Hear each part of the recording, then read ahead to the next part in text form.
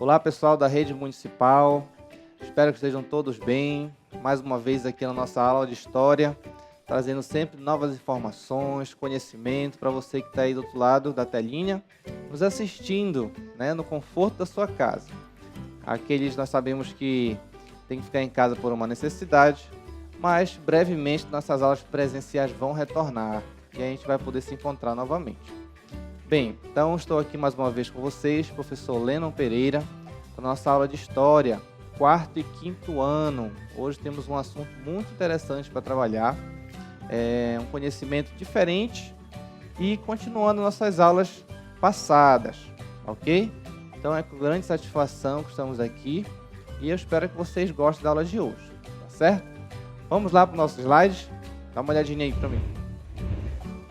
Bom, hoje vamos falar sobre o passado e o presente. Vamos falar um pouco da noção de permanência. Vamos falar das lentas transformações sociais e culturais.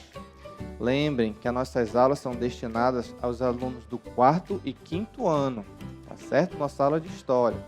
Logo embaixo segue os códigos da Base Nacional Comum Curricular, a BNCC, ok? Bom, hoje nós vamos trabalhar 4 pontos específicos desse conteúdo. Vamos trabalhar um pouco sobre desenvolvimento econômico no Brasil na década de 1920 a 1960. Vamos trabalhar sobre a ocupação do território. Vamos trabalhar sobre as cidades e indústria. E vamos falar um pouco sobre impacto ambiental, tá certo? Acredito que você já ouviu falar alguma coisa sobre isso, tá bom? Então vamos lá.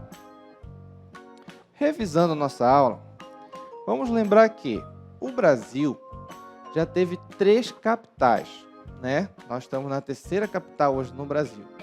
Quais são essas capitais, professor? Nossa primeira capital, a cidade de Salvador, na época da colonização do Brasil, ok? De 1549 a 1763. Lembrem que essas datas elas são exatas, de acordo com os documentos que foram emitidos no período, tá certo?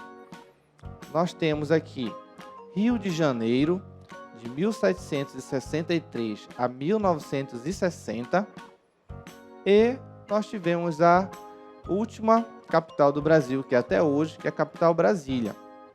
É importante lembrar que no Rio de Janeiro foi a capital, a segunda capital do Brasil, que nós tivemos a chegada da família imperial aqui no Brasil, tá certo? Lembrem que a família imperial veio para o Brasil, de certa forma fugindo lá da Europa, porque por causa das ameaças de invasão do governo francês, tá? Na época de Napoleão Bonaparte.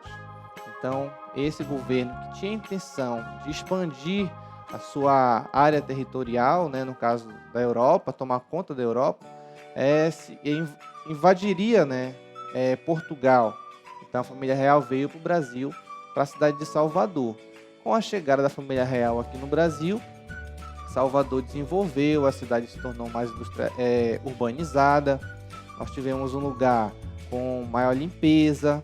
Apesar do crescimento populacional, crescimento urbano na cidade do Rio de Janeiro, também nós tivemos um processo de aumento da pobreza. Então a população mais pobre, infelizmente, acabava saindo do centro da cidade e morando em lugares mais distantes, certo? Vamos voltar para o nosso slide. E nós temos até hoje, no caso, a nossa última capital, que é a capital Brasília, no Distrito Federal. Bom, para poder entender um pouco melhor sobre isso, nós temos aqui o mapa do Brasil. Então vamos lá. Primeira capital, Salvador, na Bahia. Nossa segunda capital, lá no Rio de Janeiro. E nossa 3ª capital e a atual capital, Brasília. Bem, agora para a gente entender um pouco melhor por que Brasília foi escolhida como capital no Brasil, nós temos que lembrar o seguinte, que Brasília se encontrava estrategicamente em um ponto geográfico no Brasil que faria, pelo menos o que dizia, pelo menos a intenção, dos governantes da época, que Brasília seria um ponto para poder expandir o Brasil para o resto, para outra parte do nosso território. Primeiro, vocês lembram que nas nossas últimas aulas nós falamos sobre o território brasileiro e nós tínhamos a área litoral do Brasil, essa parte, né, que tem Rio de Janeiro, Salvador, aí temos a parte da região Nordeste, a parte litoral do Brasil, que é uma região que foi primeiramente explorada pelos colonizadores portugueses, porém, essa divisão territorial do Brasil não acontecia ainda para cá, para o centro do Brasil, né, principalmente para cá, para a região norte. E no meio do Brasil nós temos uma linha, né, que onde traçava um ponto de divisão entre Portugal e Espanha, tá? E essa linha fazia uma divisão em que a parte norte do Brasil ainda não era explorada, tá? O Brasil foi começado somente na parte sudeste e o restante da parte de cima, o nordeste, também já havia sido explorado, mas a parte norte do Brasil ainda não, ok? Então, só que Brasília é um ponto importante para poder fazer a ligação, a conexão entre o Brasil todo, super importante. Por isso que se transferiu de Salvador para Brasília na década de 60, tá certo? Só que nós tivemos algumas coisas que aconteceram antes de Brasília se tornar capital, tá? Então, antes de 1960, nós vamos fazer um passeio histórico da década de 20 até 1960, para a gente poder entender o contexto, tá? Em que o Brasil estava desenvolvendo para poder a gente decidir, para que os governantes da época decidissem que seria transferido de Salvador para Brasília, tá certo? Rio de Janeiro para Brasília. Então vamos lá. Ocorreu no Brasil um aumento do número de fábricas. Então nós tínhamos no Brasil antigamente, né, antes da década de 20, o Brasil em que nosso espaço era mais rural, tá certo? A maior parte da população vivia em uma região distante dos centros urbanos, tá? Em condições, inclusive, que não eram, como eu falei para vocês, eram condições principalmente da população mais pobre no Brasil. Então, se você observar, essa moradia eram moradias comuns na época do período colonial e do pós-colonial, certo? Então, quando o Brasil ainda tinha sua capital ainda no Salvador, nós tínhamos uma grande população pobre. E depois de Salvador, transferiu para o Rio de Janeiro, a família real veio para o Brasil e a população ainda assim tinha uma grande população pobre no Brasil. Mas essa população que saiu dos centros urbanos, ela foi morar em regiões mais distantes, no caso principalmente do meio rural. Além também que tinha uma população no meio rural, né, principalmente indígena, que também teve relação, né, com os próprios colonizadores e pessoas que vieram morar aqui para nossa região, tá certo? Vamos lá. Nessa época, para que o Brasil pudesse desenvolver, o governo acreditava que precisávamos ocupar o nosso território. Então era necessário ocupar o território. O que é ocupar o território? É tomar conta das terras que tinham no Brasil. Então o território brasileiro já tinha uma demarcação, né? Já estava demarcadas as terras. Nós tínhamos que ocupar o território. Tá.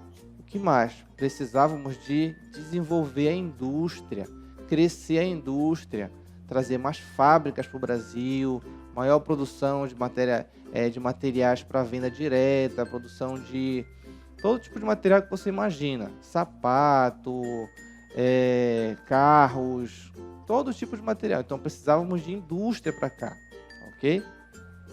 E também precisávamos de uma urbanização maior, né? Mais cidades, um crescimento populacional nas cidades, ou seja, mais urbanização. Bom, a partir de 1930, o presidente Getúlio Vargas, tá, passou a investir principalmente em quê? Produção de minérios. Quais eram os minérios? Nós tínhamos principalmente o ferro, tá? Então a extração de ferro foi muito grande nesse período. Só o ferro, professor? Não. Lembram que na região de Minas Gerais nós tínhamos também a extração de pedras preciosas. E elas também são minérios? Também são minérios. As áreas onde tínhamos minérios com pedras preciosas no Brasil, foi uma área que foi muito explorada, né? Não foi só na região de Minas Gerais. O Brasil todo teve vários focos de extração de minérios e pedras preciosas. Inclusive, nós tivemos um problema ambiental muito grande, aí problemas sociais também, onde tínhamos extração de minérios, que até hoje não conseguiram resolver. Tá certo? Vamos lá para o slide. Bom, além da produção de minérios, a extração de minérios, tá? Nós tínhamos também a construção de estradas e ferrovias. Foi um dos investimentos do governo Getúlio Vargas. Tá certo? Então, a abertura de rodovias, a abertura de novas vias, derrubada, né, da mata para poder construir vias, isso foi uma das políticas do governo de Getúlio Vargas, em 1930. Tá? E também a extração de petróleo. Nós tivemos as primeiras máquinas exploradoras de petróleo, porque aqui na nossa região, nós temos na região litoral do Brasil, pontos importantes para a exploração de petróleo. Até hoje o Brasil ainda é um dos principais exportadores de petróleo do mundo, tá certo? Principalmente na região litoral. Bom, então vamos lá. Vamos falar um pouquinho sobre a ocupação do nosso território. Então, olha só, nós tínhamos, tem um nomezinho chamado sertão. Vamos falar sobre o que foi a conquista do sertão. Essa palavra sertão, ela tem dois significados. Presta bem atenção. Sertão era considerado as regiões longe do litoral, tá certo? Longe daquela área próxima do oceano, longe do litoral. E também a palavra sertão significa uma região do Nordeste, não vá confundir, tá? Sertão tem dois significados. Bom, o sertão nordestino, que é a região do Nordeste, compreende essa área em vermelho que você está vendo, tá certo? Ela ocupa uma boa parte da região Nordeste, é uma área muito seca, teve muitos problemas de seca, né? Muita gente saiu desses locais para procurar emprego, né? Principalmente nas cidades grandes, onde muita gente migrou, né, dessa região. Eram os chamados retirantes, que nós vimos na aula passada, tá certo? Mas a cultura do sertanejo nordestino permaneceu até hoje. Então, a vida simples em algumas vilas, certo? E também nós tínhamos a presença das pessoas que montavam, das pessoas que exploravam a região. Então, essa cultura nordestina, sertaneja, que até hoje é muito conhecida no Brasil. Bom, agora, o outro ponto que fala sobre a questão de ocupar o sertão, que significava ocupar o território brasileiro, era o ponto que nós tínhamos de necessidade de avançar, né, nas outras regiões do Brasil. Então, se você observar nesse mapa, você vai ver que as setinhas estão mostrando o processo, né, para onde nós começamos a entrar com novas campanhas de exploração e colonização dessa região. Então, observe no mapa que o Brasil passou a ser, né, explorado mais nessa região. Então, ali onde tem Brasília, lá no centro do Distrito Federal, seria um ponto importante para fazer essa ligação, tá, da parte sudeste do Brasil com as demais regiões ainda não exploradas. Bom, nesse período de 1920, se você observar esse gráfico, isso foi a quantidade de pessoas que foi aumentando no Brasil. Então, de 1920 a 1960, nós tivemos um aumento da população no Brasil. Aí você se pergunta, mas professor, por que aumentou a população? Bem, nós tínhamos campanha de vacinação, teve uma maior distribuição de medicamentos, nós tivemos aumento da taxa de crescimento, tivemos também maior água encanada, olha que coisa, uma coisa tão simples hoje, né? E também tínhamos a rede de esgoto, tá? Então, a urbanização da cidade tinha a ver com esse processo. Então, campanha de vacinação, tá? Construção de redes de esgoto. Isso tudo faz parte do processo de urbanização. Então, com esse processo, que no caso era feito pelo governo, logicamente que as pessoas mais cuidadas, né? Umas cidades mais limpas. Então, logicamente que a população vai aumentar, tá certo? Então foi o que aconteceu no Brasil, com as poucas campanhas sanitárias que tiveram, a população aumentou no Brasil, como nós podemos ver no gráfico passado agora há pouco, tá certo? Vamos voltar agora aqui para o slide. Então, nesse gráfico, você observar a evolução da quantidade de pessoas no Brasil, principalmente por essas campanhas do governo de cuidar da população. Bom, dentro desse processo de ocupação do Brasil, nós tivemos a chamada Marcha para Oeste, o Oeste. Tá? Foi um programa do governo federal de 1940, que a ideia era ocupar, colonizar a parte centro-oeste do Brasil e também a Amazônia. Viram que lá embaixo ficou destacada a Amazônia? Porque a Amazônia, a região norte, era considerada por eles a região assim, mais distante, né, da parte sudeste do Brasil. Ok? Então, a Marcha para o Oeste, tá, foi uma das campanhas principais que nós tivemos, tá, dessa Marcha para o Oeste foi uma expedição. O que é uma expedição? É um grupo de pessoas que se organiza para ocupar um determinado território, conhecer um outro território que não conhece ainda, que começou com uma expedição chamada Roncador Xingu. Que nome esquisito, professor? Pois é, mas era uma expedição que sairia, uma expedição no ano de 1943, que inclusive foi feita pelos irmãos Vilas Boas, tá? O Orlando, o Cláudio e o Leonardo Vilas Boas, que foi muito conhecido inclusive por uma série que apareceu no Brasil, tá? Temos inclusive um documentário sobre isso que você pode assistir depois. E um filme também, um filme chamado Xingu. Bom, essa expedição sairia, né, de São Paulo, tá? E de algumas pessoas também do Rio, e subiriam o Brasil, ocupando, né, o restante do território brasileiro, tá? E logicamente que eles teriam contatos com índios, teriam contatos, né, com outras populações locais, já ocupantes também. Então essa foi uma expedição muito longa que teve no Brasil, tá certo? Bom, então se você observar aqui, ó, os irmãos Vilas Boas, eles fundaram 43 vilas que se tornaram cidades depois, 19 campos de pouso de avião, tá? E tiveram contato com mais de 5.000 indígenas.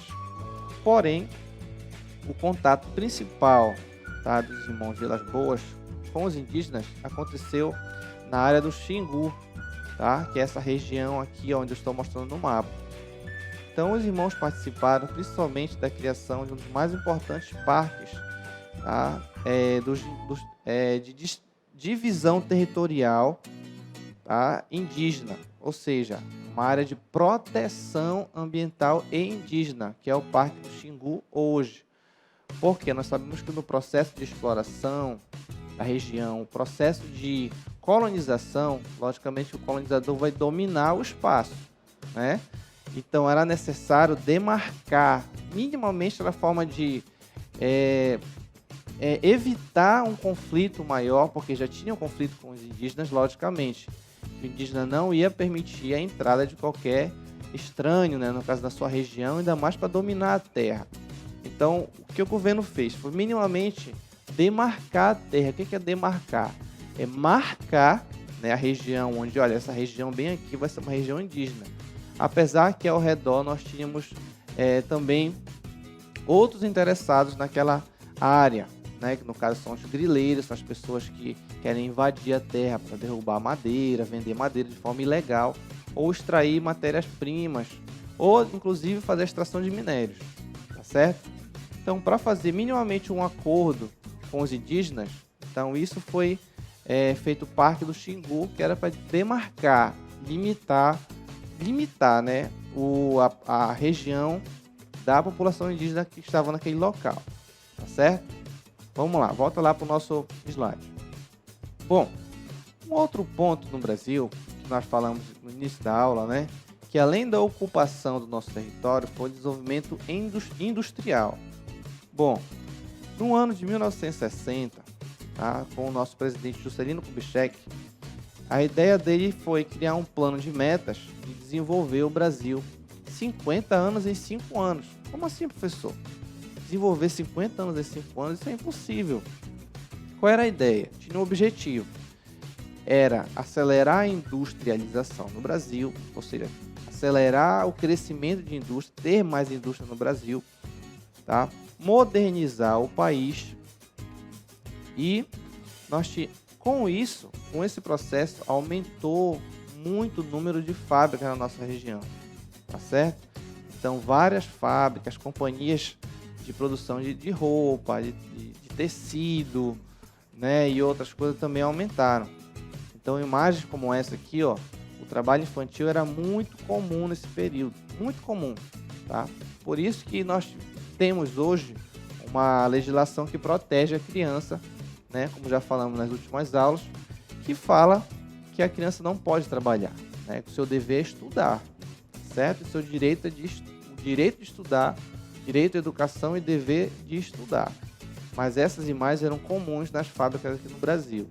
Inclusive a imagem do lado esquerdo é de uma fábrica lá em São Paulo, da década de 1930. Bom, há sim um detalhe que você não pode esquecer, que nesse período de desenvolvimento industrial no Brasil, na Amazônia, o principal trabalho era a extração do látex, tá? Que era o quê? Tirar a matéria-prima para a produção da borracha. E esse produto era o quê? Vendido para fora do Brasil. Então, o Brasil sempre forneceu borracha para fora do Brasil, para a Inglaterra, né? E na Segunda Guerra Mundial para os Estados Unidos. Esse aqui, no caso, do lado do meio, é a imagem da árvore, da seringueira.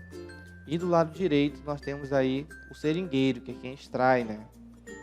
E na Amazônia, né? No caso da nossa região, nós tivemos uma chamada do governo que foi os chamados soldados da borracha, que eram pessoas que vinham para nossa região nesse período de 1943 a 1945 para trabalhar na região explorando, tá?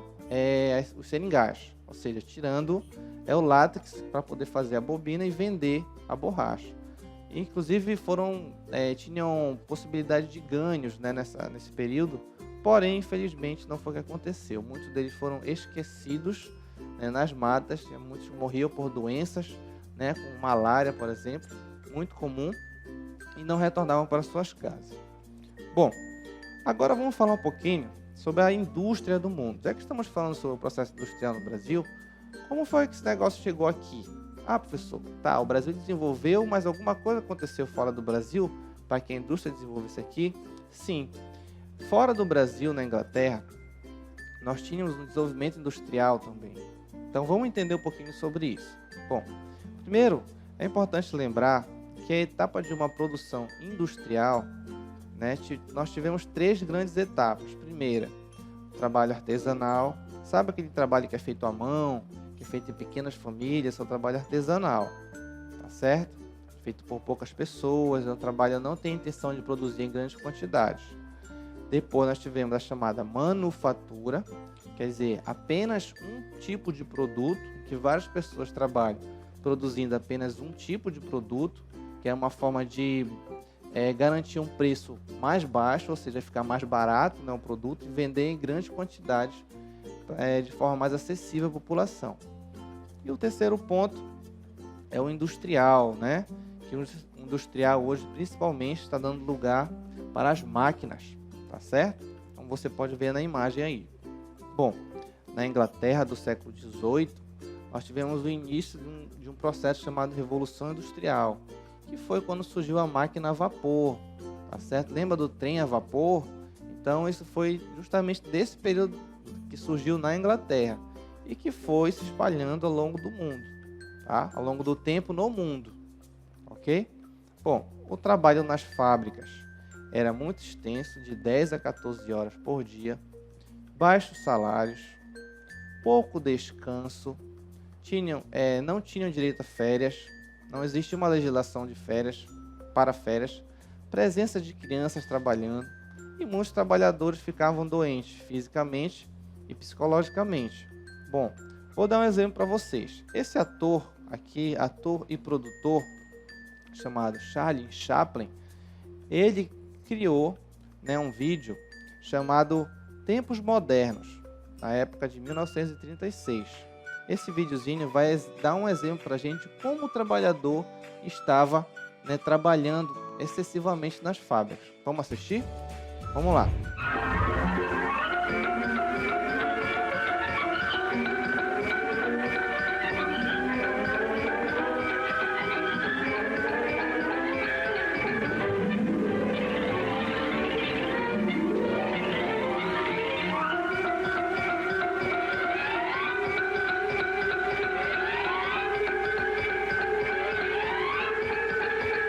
Ele ficou maluco.